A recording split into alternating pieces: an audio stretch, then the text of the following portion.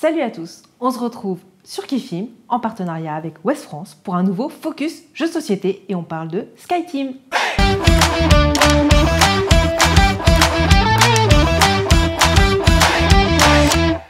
Je suis avec Lezla et il va nous présenter SkyTeam, salut. Alors dans SkyTeam, vous allez devoir faire atterrir votre avion, aider pour ce faire de votre copilote, un deuxième joueur. C'est un jeu uniquement de joueurs pour des parties d'environ 30 minutes. C'est édité par le Scorpion Masqué. C'est un jeu de Luc Raymond qui est l'auteur de Splitto, illustré par Eric Hibler qui est l'illustrateur de My Father Work et Adrien Rives qui est l'univers du très récent Ancient Knowledge. Donc, comment ça marche? Vous allez devoir aider votre copilote, gérer tous les paramètres de l'avion pour réussir une approche optimale de votre avion par rapport à l'aéroport. Altitude, vitesse, est-ce que vous allez sortir des trains d'atterrissage, est-ce que les freins sont bien réglés, est-ce que le niveau de carburant est bon, quelles sont les conditions météo, et est-ce que la tour de contrôle a pensé à dire aux autres avions de libérer la piste pour que vous puissiez atterrir. Pour ce faire, comment ça marche? Première étape du jeu, vous allez devoir discuter stratégie avec votre copilote pour décider quelles sont les actions urgentes à mener. Ensuite, derrière un petit paravent que chaque joueur a, chacun lance ses dés et va devoir les placer à tour de rôle sur le tableau de bord de l'avion. Donc par exemple, je veux telle puissance de freinage, je veux, en plaçant un dé qui a une valeur donnée, je veux communiquer avec la tour de contrôle pour qu'elle enlève les avions situés à 3 cases, enfin, qui sont sur la piste d'atterrissage. Voilà, il faut anticiper. Sachant qu'il y a des contraintes. On va vous dire, eh bien, quand vous êtes à telle distance de l'aéroport, par exemple, il faut que vous ayez un axe de l'avion qui soit un petit peu incliné parce que c'est un avion, une piste d'aéroport sur laquelle il y a une courbe à faire pour bien l'approcher. Donc voilà, en prenant compte de ces connaissances-là, de ce que vous avez décidé avec votre partenaire, vous allez placer vos dés et essayer de faire au mieux. Il y a plein de paramètres à gérer, il n'y a pas tant de dés que ça. Donc, est-ce que vous arriverez à mener les bonnes actions? Il y a toujours 2 actions qui sont obligatoires, qui sont la gestion de la vitesse de l'avion, donc en gros des turbines, des réacteurs, et l'axe de l'avion. Voilà, parce que l'avion, soit il est droit, soit il est trop incliné, puis s'il s'incline beaucoup trop, c'est l'accident et c'est le crash. Le jeu va se dérouler en 6-7 manches selon les aéroports. Ça représente la distance de l'avion par rapport à l'aéroport. Donc plus ça va, plus vous vous rapprochez. Et donc plus vous vous rapprochez, plus il faut descendre et avoir réglé tous les paramètres pour l'atterrissage. Donc avion droit, frein sorti, train d'atterrissage sorti, vitesse modérée. et les volets fermés. Et les volets fermés. Il ne faut pas avoir dépassé l'aéroport non plus, sinon c'est le crash. Donc voilà. Au final, on se retrouve avec un jeu un petit peu surprenant, un jeu de dés certes, mais un petit peu surprenant parce que très thématique, avec un vrai thème qui marche bien. On finit par se prendre réellement au jeu de cet avion et à devoir vraiment échanger avec son copilote. Il faut aussi savoir, je ne l'ai pas dit, que le copilote et le pilote n'ont pas forcément les mêmes actions. Chacun va avoir des actions différentes, obligatoires, et quelques actions communes que les deux peuvent faire. Action obligatoire, le pilote, il a la charge de sortir le train d'atterrissage. Quand le copilote, lui, a la charge des volets, donc sur les ailes, les petits battants. Voilà. Les deux peuvent communiquer avec la tour de contrôle, mais le copilote va pouvoir le faire plus facilement que le pilote. Il faut également, de temps en temps, penser à aller boire un café.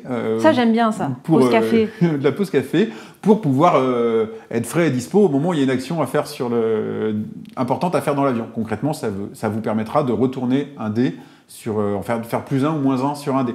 Donc la pause café, c'est en gros, j'ai une action qui ne me sert pas, hop, je la mets de côté pour plus tard, pour me faciliter la vie plus tard. C'est extrêmement important dans le jeu.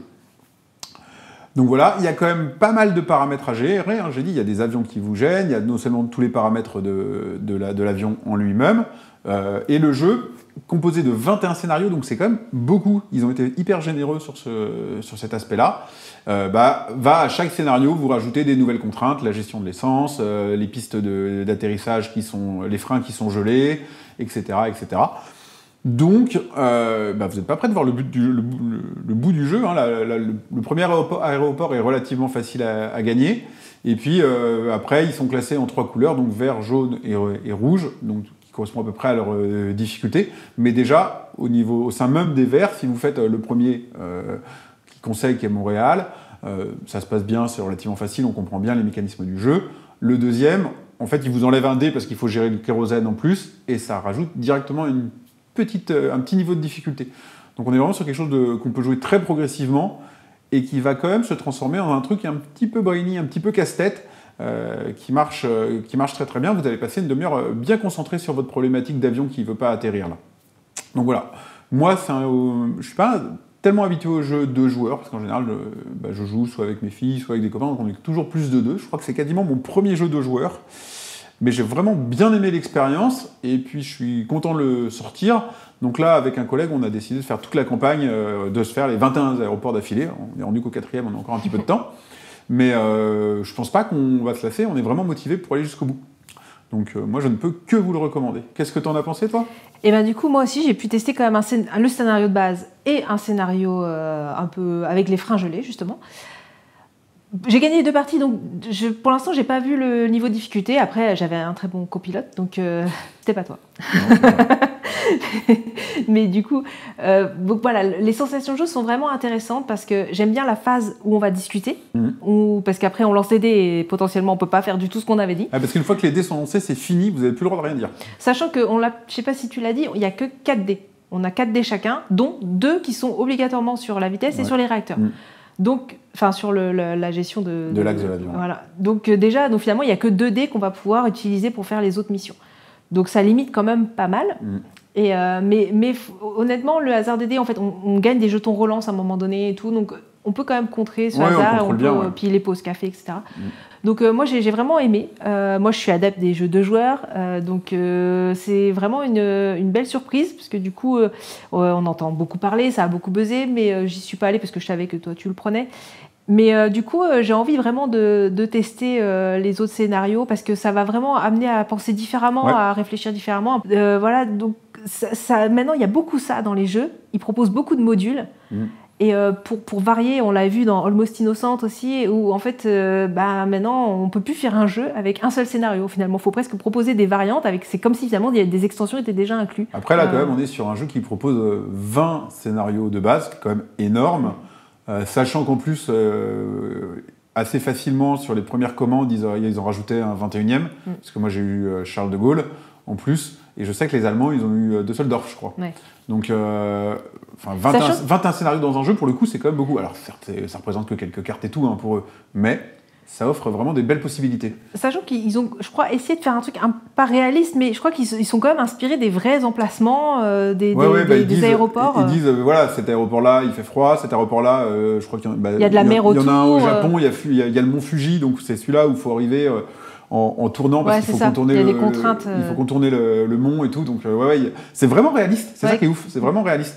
C'est aidé par une superbe édition, le jeu est très très bien édité, avec un plateau double couche. On a l'axe pour le petit bidule pour voir l'axe de l'avion qui est vraiment bien fait aussi, qui tourne.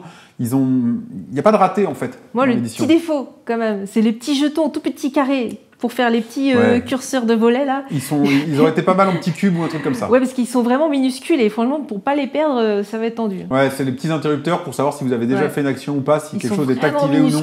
Qui sont peut-être un peu petits, mais alors on est même plus rendu. Mais ils sont quand même surpinaille là. On surpinaille. Mais voilà, à côté de ça, je trouve qu'on a une proposition qui est vraiment originale, qui est très bien éditée. C'est un jeu de dés, mais qui est vraiment contrôlable. On n'est pas souvent gêné par les dés. C'est un vrai jeu coop. C'est un jeu coop à 2, donc il n'y a pas vraiment d'effet leader, parce que de toute façon, on n'a pas les dés de l'autre joueur. Voilà, on n'a pas les dés de l'autre joueur. Et même si on lui disait, même si quelqu'un insiste en disant qu'il faut à tout prix faire ça, si l'autre n'a pas les dés, de toute façon, il fera bien ce qu'il voudra. Voilà. Donc il n'y a pas de gros défauts à lui trouver.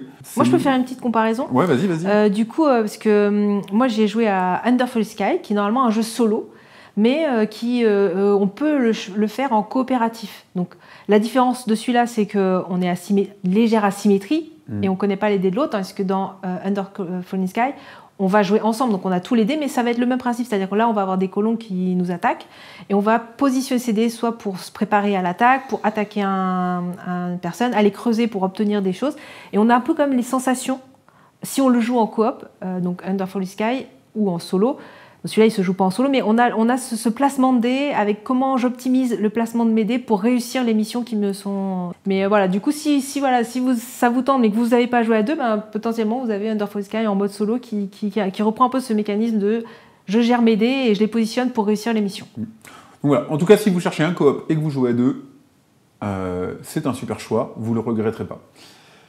Merci, à bientôt. On se retrouve sur nos différents réseaux sociaux. D'ici là, pensez à vous abonner à notre chaîne YouTube. On se retrouve également le 9 décembre à Rennes pour une Game Night. On vous met toutes les infos dans la description. À bientôt. Salut. Salut.